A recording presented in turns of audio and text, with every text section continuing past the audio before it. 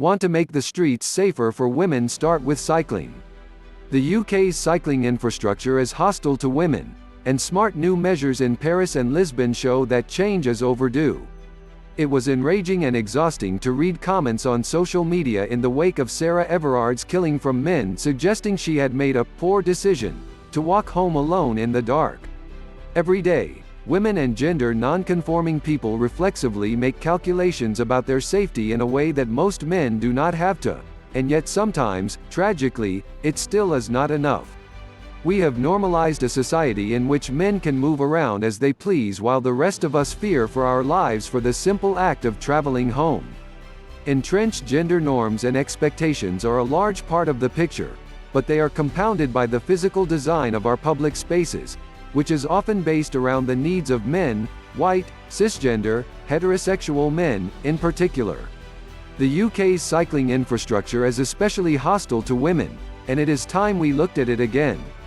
Europe doubles down on cycling in post-COVID recovery plans. Read more. Cycling does not eliminate the risk of harassment or violence for women, but it at least gives more personal control over route, speed and time of travel, and removes some of the vulnerability that comes with walking or being trapped in a dangerous situation on public transport or in a taxi.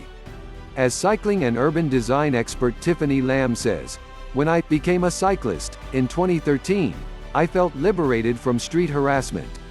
I was never still long enough for someone to try to harass me, and even if I were, I could get away so much more quickly on two wheels." Advertisement evidence from other countries shows that women are more likely to cycle than men when there is supportive cycling infrastructure in place, such as bike lanes that are well lit and fully separated from traffic, and safe routes that facilitate diverse journeys, not simply commuting from the outer to inner city. In the Netherlands and Copenhagen, for example, 55% of journeys by bike are made by women. In Paris and Lisbon, the number of female cyclists has increased with recent investment in protected bike lanes and other measures. Yet too many women in the UK feel that cycling is not for them. The 2019 SWAGTRON Bike Life Survey found that 76% of women in the UK never cycle and only 9% of women cycle regularly, compared to 21% of men, with women from ethnic minorities the least likely to cycle.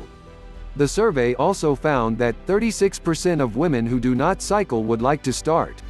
While concern about danger from traffic was the main reason for non-participation given by all respondents who don't cycle, it was disproportionately a concern for women. This is hardly surprising. Research has found that female cyclists in the UK are twice as likely as men to have faced near misses or harassment by drivers, while a US study found that drivers are 3.8 times more likely to pass female cyclists too closely than male cyclists.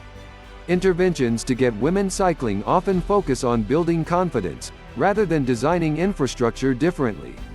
While well-intentioned, these initiatives reinforce the narrative that it is women's behavior that needs to change, not men's actions or the way we plan cities, towns and transit routes.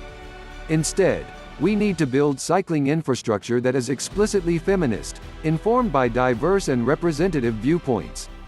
The government's new cycling and walking strategy, released last year, demonstrates a seemingly genuine commitment to improving cycling infrastructure across the country and outlines some promising steps, including many that would probably benefit female cyclists. But it includes no significant analysis of the gender, or other, inequalities that inform our existing cycling infrastructure, or how to take the needs of different groups into account. UK increase in cycling and walking must be nurtured, says Minister. Read more. Better analysis of differences in the kinds of journeys made by women and men is vital. Much signature cycling architecture, such as cycle superhighways, is designed to take people from outer city to inner, at peak hours, journeys more aligned with men's traveling patterns than women's.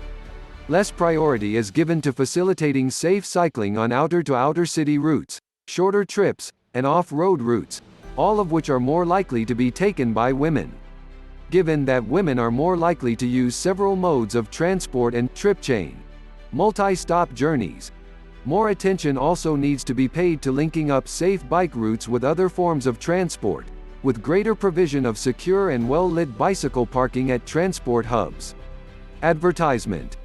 The recent expansion of cycle-friendly initiatives such as low-traffic neighborhoods, LTNs, has been criticized for reducing natural surveillance from traffic, making women feel less safe walking in the dark.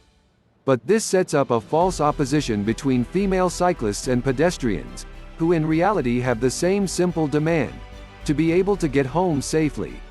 This shouldn't be too much to ask. It goes without saying that public space will not be truly safe for women without a much broader reckoning with the gendered power structures and inequalities that constrain our lives. But investing in infrastructure that affords women greater control over their own safety and mobility, in a society that simultaneously denies them these and blames them for not protecting themselves, would be a good start.